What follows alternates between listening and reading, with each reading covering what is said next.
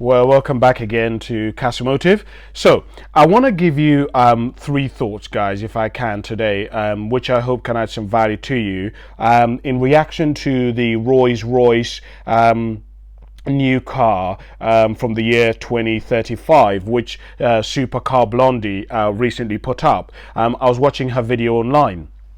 I wanted to give you three thoughts, three things that I was thinking about that I think perhaps might in some way add some value into your life, in some way might be able to help you become a higher, fuller expression of yourself. In some way it can help you. I don't know. Maybe it triggers something in you, it inspires you, it gives you an idea to do something, but I hope it adds some value into your life. So let's go through it.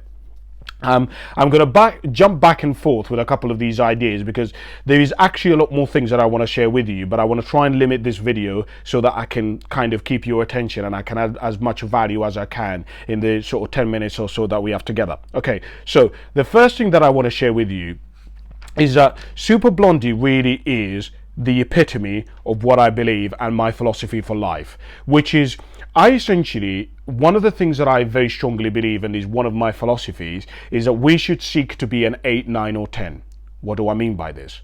What I mean by this is that every single one of us in our lives has an area of gifting. Every single one of us in our lives, based on what we've seen, what we've heard, our background, what we've inherited from our parents, what culture has taught us, there is something unique about us. The same thing other people may have, right? But there is something unique about who we are, and that is basically a gift to our generation. And you watching this video, what I'm trying to suggest to you, and is perhaps something that you want to think about, is that there is something unique about you that our generation needs. There is something that you have. You've seen the world a certain way. There is a gift that you have. There is a special talent.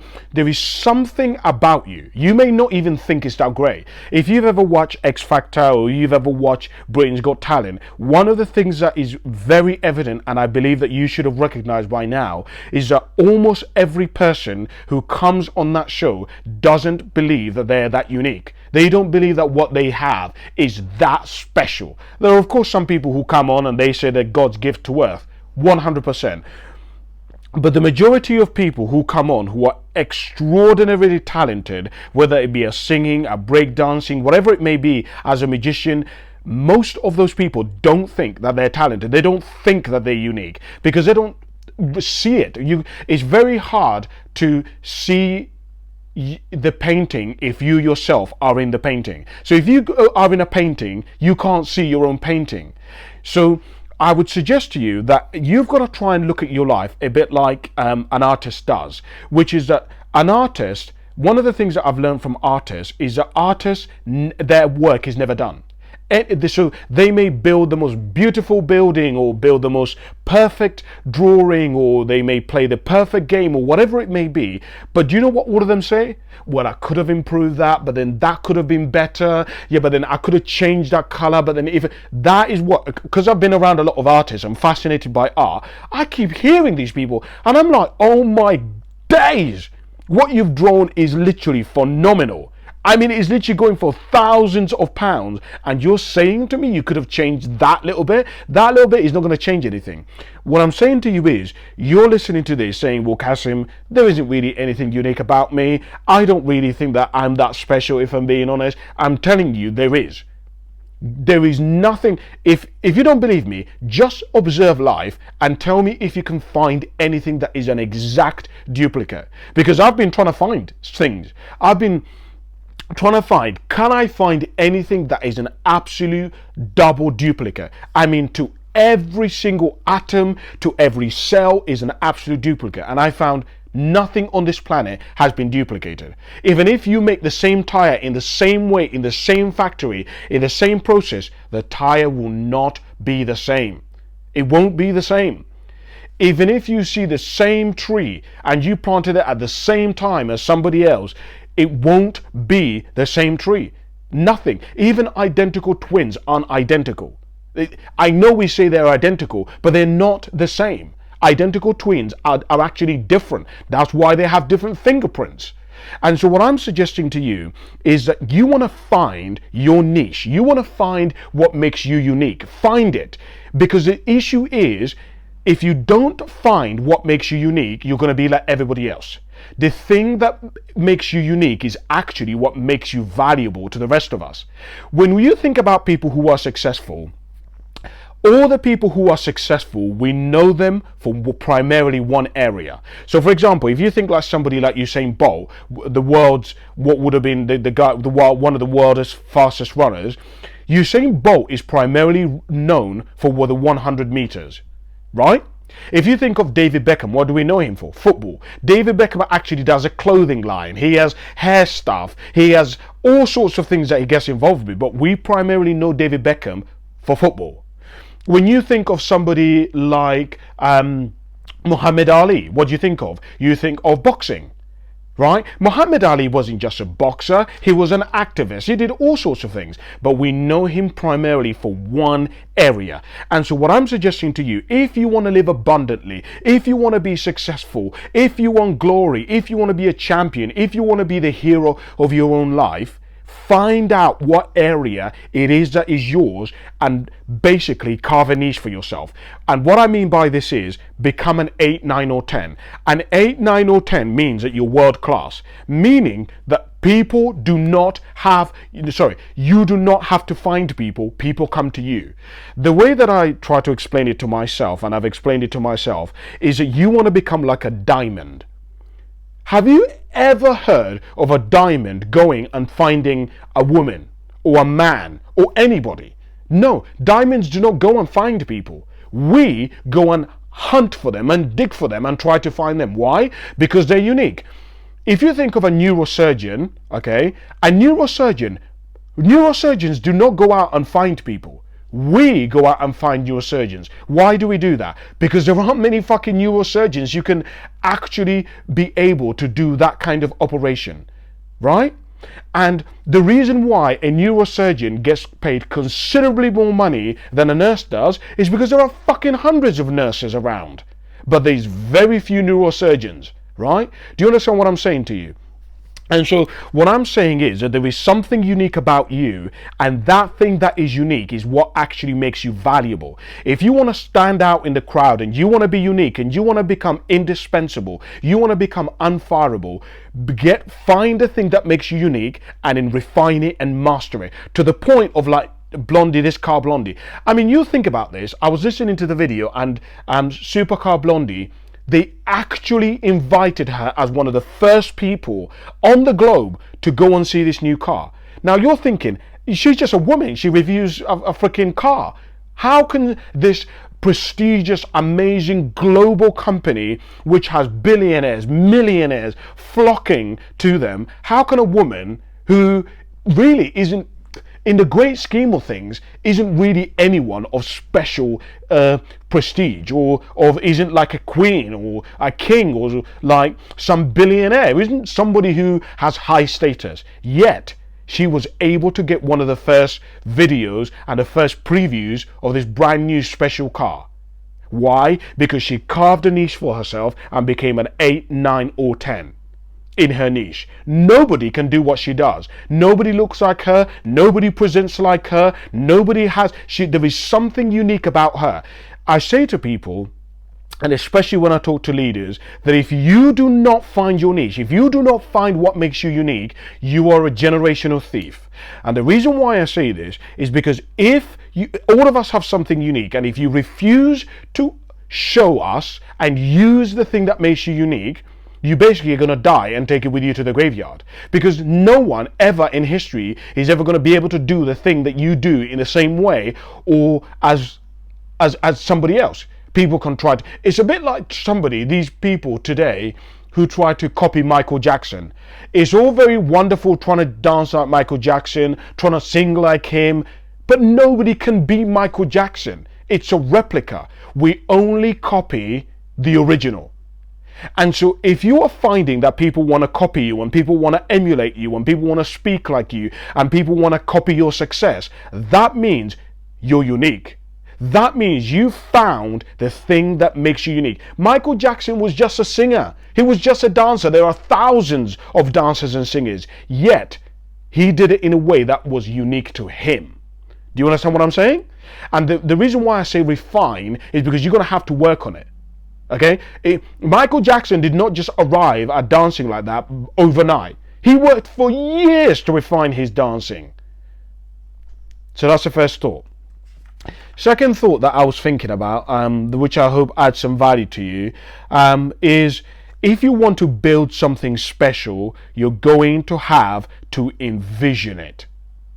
And envisioning it, you're going to have to envision it 10, 15, 20, 30 years in advance. Human beings, we are unique in the sense that we have the capacity, unlike any other animal, to be able to see things before they actually become a reality. We can actually draw a car and create it and do the engine. We can actually, in our minds, see something before it becomes materialized. We're unique. We're the only species, as far as we know, who can do this. And so what I'm saying to you is, so many of us don't use this uniqueness. You have such a unique ability, and most of us don't use it. We have this ability to dream, to create, somebody actually thought of the Eiffel Tower before the Eiffel Tower became the Eiffel Tower. They had to see it in their head, to dream it, to kind of imagine what it would have needed to look like. Somebody once thought, do you know what? I really want to create this thing which flies through the sky and can get people over oceans and can travel and get people to places faster. Somebody actually had to think about the plane and how it would work and the engines. They may not have known exactly the small little details and the engine and the petrol, but they had this vision. They had this big kind of picture of what it was like. And the other thing that I want to share with you is, if you want to create a life which is special and you want to create a remarkable life, extraordinary, and you want, spectacular, and you want fireworks, and you want joy, and you want great relationships, you're going to have to dream big. And the reason why I say, let me put it like this, you're going to have to envision big. And the reason why I say this is that when you envision big, you attract people who want to help do big things. You see, if you want to do small things in your life, people who are big thinkers, people who are called to do good things. Because, okay, let me take this a step further. Let me just back down a little bit. Okay, so one of the things that I've had to learn in life is that some people, and you may not realize this, some people in their lives don't have a dream. Some people don't have a dream. I speak to literally hundreds of people, and they say to me, well, Kasim, because one of the things that I tell people is you should follow your dream. But loads of people say to me, Kas, I don't have a dream. I'm sorry, but I don't have a dream. And one of the things that I had to realize and learn is that some of us, we don't have a dream because our dream is to help somebody else realize the dream that they have. Somebody out there has a dream which is so big, which is so ridiculous, which is so massive, that we have something unique about us that can help them accomplish their dream. And they need us before they can complete that. That may be writing, that may be... So for example, let me give you an example. One of my dreams was to write a book. Here's a problem. I'm not really a great writer. I'm not a writer. It is not my speciality. I'm not very articulate. I can't really put sentences and vocabulary and sentence structure. Here's what I discovered. I discovered that there are these people called ghost writers. There are people who love finding mistakes and who get pissed off with people writing grammar in the wrong way and mispronouncing things and not putting sentences in the right construction. Did you know that? And these people love it. They're like, give me the sentence, I'll write it. No, I'll correct it. No, you should do it like this. Did you know that? I was shook when I discovered this. I was absolutely shocked when I discovered this. These people, so somebody out there was waiting for me to think of an idea of a book so that they can then help me accomplish what I wanted, my dream. Do you understand what I'm saying to you? And so what I would suggest to you is, you've got to think big, man. Think big. And also, can I suggest to you that in the process of trying to think big, take inspiration from other people who've achieved greatness, from other people who've envisioned big. You know, study the likes of Nelson Mandela, the likes of Steve Jobs, Jeff Bezos, Elude Kipongo, Usain Bolt, Muhammad Ali. Think of people like who's a guy who Steven Spielberg.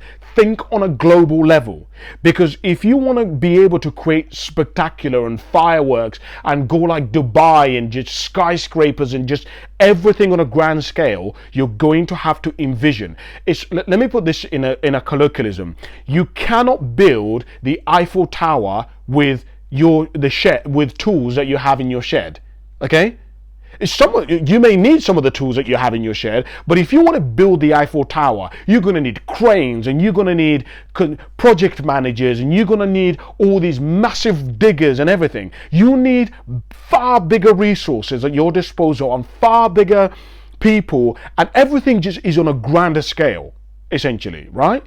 And so what I'm suggesting to you is, if you want that spectacular life, envision it. But you have to remember that you're going to have to envision it 20, 30, 40, 50 years ahead.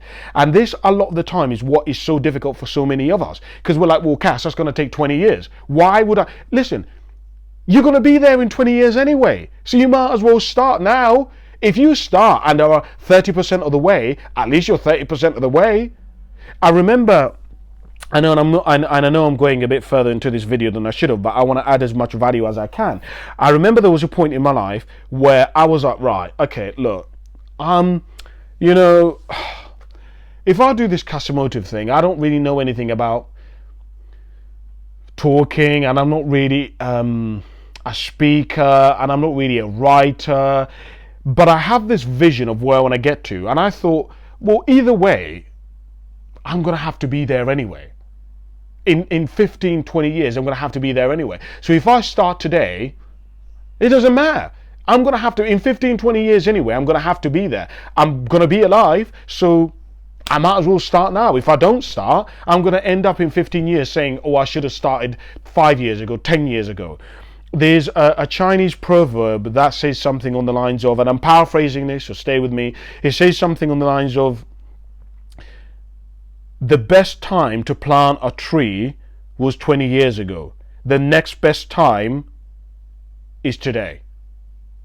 And what essentially that means is, yeah, you could have planted the tree 20 years ago, but you didn't. But you know what? Just do it now. And so for some of you, you might be thinking, yeah, but Kasim, I didn't go uni, I didn't go college, I don't have the money, I don't have the resources, I don't have the education. Okay, well, just start now. Start reading the books, start doing your research, start going to seminars, start speaking to people who are involved in it. Just get going, because either way, in 20 years, you are going to be there. And what you don't want to be saying in 20 years is, oh man, Cass, I should have taken your advice and actually started. You don't want to be in that situation, because that now you're going into regrets, right? And the last point that I wanted to share with you that I was thinking about is, we all know that automation is coming. And the question that you want to ask yourself is, what does that mean for me? I'll repeat. We all know that automation is coming. In other words, cars that are going to be driverless are coming. This isn't an option. This isn't a debate. This isn't like, oh, it could happen, Cass, it might happen. No. It's coming. So the question that you want to ask yourself is, what does that mean for me? Have you asked yourself that question? Because what I have discovered in life is that most of us will live our lives in what I call survival, meaning, or security actually, more security. And what we do is when you are in security, what ends up happening is that you respond as opposed to you reacting or creating. Meaning, when something happens, the economy goes bad, interest rates start dropping or rising, you tend to respond to that instead of being in a position where you can take advantage of any opportunity that comes to you, irrelevant of what the conditions are outside of the marketplace. And so many of us, we're living in this stage of our lives where we're in security, where we're constantly hoarding, protecting, and as a result, we never build up any reserves. We never create. We never go take any risks. We never go out there and actually begin to create opportunities, because we're like, well, Kashim, if I take the opportunity and it goes wrong, yes, of course it could go wrong. Nothing is guaranteed in life. But let me tell you why I learned this. So in the video with Supercar Blondie, she talks about these cars being experimental cars. So one of the things that Royce do is that they will bring out these concept cars. They'll bring out these cars which they believe that the world is going to be going geared towards, or they're going to be would like to make for their clients, or their desires for their clients are going to be. But they make them knowing that there is a possibility that the market could change, the demand could change, that people's desires could change, that the market could crash, that there could be a piece of legislation that's passed that all of a sudden makes that prototype obsolete. And they have to still make it. Do you understand what I'm saying to you? And what I'm saying is, don't allow all the things that could happen, that could go wrong, to stop you from being abundant, to stop you from creating opportunity, to stop you from taking advantage of all the greatness that you can have. There is so much out there. There's so much abundance. There's so much opportunities. And so many of us, we can't take advantage because we've never taken the time to have any reserve. I was talking to my friend and I was saying to him, one of the hardest positions that I believe in life to be is to start with nothing. So many people think, oh no, it's great to start off with nothing. It's great to start from the bottom. I couldn't disagree with that statement anymore. That's stupid. Why would you want to start off with nothing? Because then that means you have to struggle and scrape. You want, and this is what I believe anyway, I believe that I would want my children to go and accomplish even more than I did. I want them to go and help even more people than I did in my lifetime. I want them to go and help their community and give to their children and help their children be as abundant as possible, my grandchildren. I don't want them to be in the same situation as me, to be bankrupt like me, to start off with nothing like me, to struggle with nothing like me.